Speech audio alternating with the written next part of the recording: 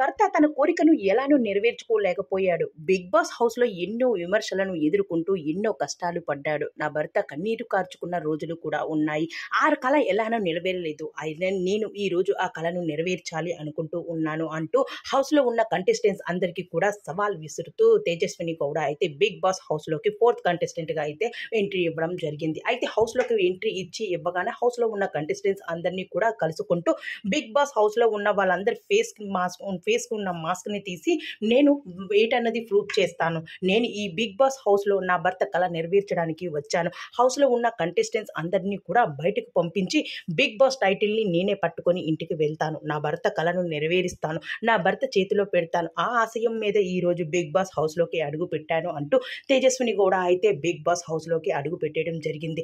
ఇక ఇక్కడితో రంగం మొదలైందని చెప్పాలి.